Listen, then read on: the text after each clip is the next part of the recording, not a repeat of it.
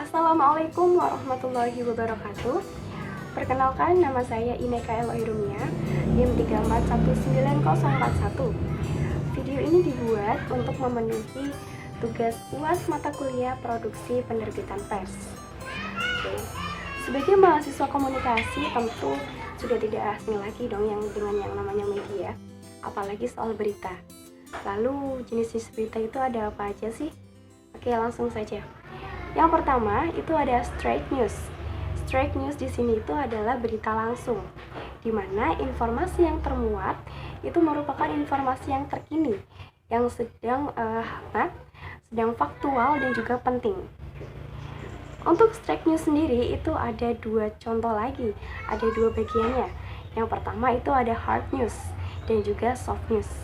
Untuk hard news sendiri itu peristiwa yang serius, sedangkan soft news ini lebih ringan, cenderung tidak penting tapi menarik dan unik.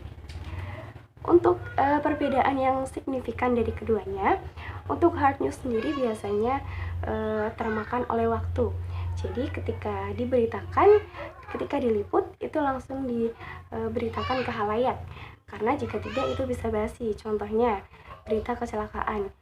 Misal terjadi kecelakaan pagi tadi, ya maka harus langsung disiarkan saat itu juga, karena jika tidak itu bisa basi. Nah, untuk soft news itu contohnya seperti peliputan wisata alam atau mungkin tempat-tempat yang unik yang mungkin bisa menarik banyak pengunjung, itu bisa dijadikan soft news dan tidak termakan oleh waktu. Selanjutnya itu ada deep news. Deep news itu berita yang lebih dalam, dikembangkan dari berita yang sudah ada sebelumnya. Dan yang terakhir itu ada feature. Feature di sini itu biasanya kisah yang ditulis secara deskriptif yang bertujuan tidak hanya untuk memberitahu, tapi juga untuk menggugah emosi dari pembaca. Untuk feature itu biasanya mengandung human interest. Oke. Nah, buat Anda yang ingin mempunyai keinginan untuk mendirikan sebuah perusahaan pers, itu juga harus diperhatikan teknisnya. Lalu seperti apa sih? Oke, langsung ya. Yang pertama, untuk membuat perusahaan pers itu harus menentukan atau membuat judulnya terlebih dahulu. Judul, setelah itu ada alamat website, selanjutnya ada instalasi template website, dan itu bisa dikerjakan oleh tim Anda dalam mengoperasikannya.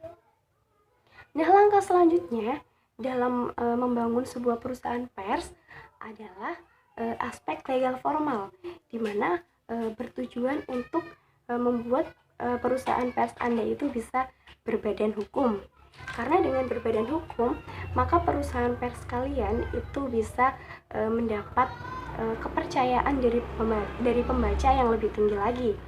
Nah, sejak adanya pasal Undang-Undang Nomor 40 Tahun 99 tentang pers, Surat Izin Usaha Penerbitan Pers atau SIUPP itu sudah tidak diberlakukan lagi. Nah, sesuai dengan pasal 9 tadi, pasal 9 UU Nomor 40, untuk ayat 1 itu mengatakan setiap warga negara Indonesia dan negara berhak mendirikan perusahaan pers. Ayat kedua, setiap perusahaan pers harus berbentuk Badan Hukum Indonesia. Nah, untuk teknis-teknisnya, pada ranah praktiknya, perusahaan pers itu lebih banyak memilih bentuk badan hukum PT atau perseroan terbatas. Untuk syaratnya, yang pertama, badan pers itu harus mendapat pengesahan dari Menteri Hukum dan HAM. Yang kedua, surat domisili. Ketiga, NPWP. 4, SIUP. Yang kelima ada TDP, dan keenam ada izin teknis lainnya. Oke, buat Anda yang sering membaca surat kabar, ini pasti sering menemukannya, tapi mungkin beberapa dari kalian ada yang belum mengerti. Ini mengenai rubrikasi. Apa sih rubrikasi itu?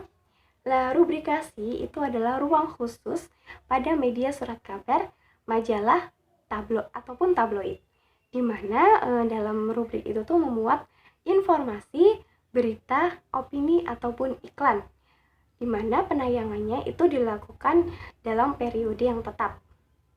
Oke, gimana sih cara membuat rubrikasi agar yang baik gitu ya? Yang pertama, berisi beragam konten, berita, opini, atau informasi khusus yang menarik untuk dibaca. Yang kedua, harus memiliki harus memiliki pasar pembaca dengan minat tertentu.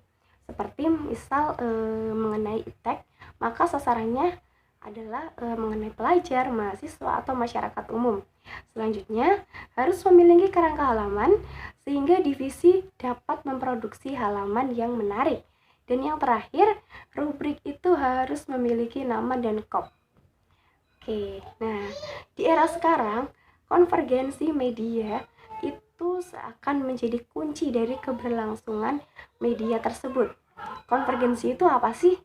Nah, konvergensi adalah penggabungan atau menyatunya saluran komunikasi massa bersama teknologi portable dan interaksinya melalui berbagai platform presentasi digital.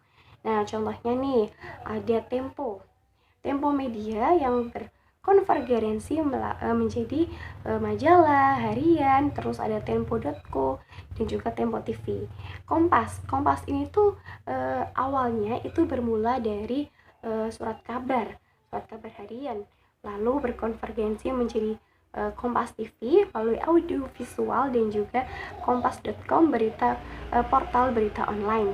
Dan ada juga Seputar Indonesia yang berkonvergensi menjadi harian, Sindo dan juga RCTI yang sekarang menjadi salah satu stasiun televisi favorit pemirsa. Nah, tadi kan sudah dibahas mengenai teknik dari pembuatan perusahaan pers. Nah, sekarang itu dalam mendirikan perusahaan pers juga ada syaratnya loh.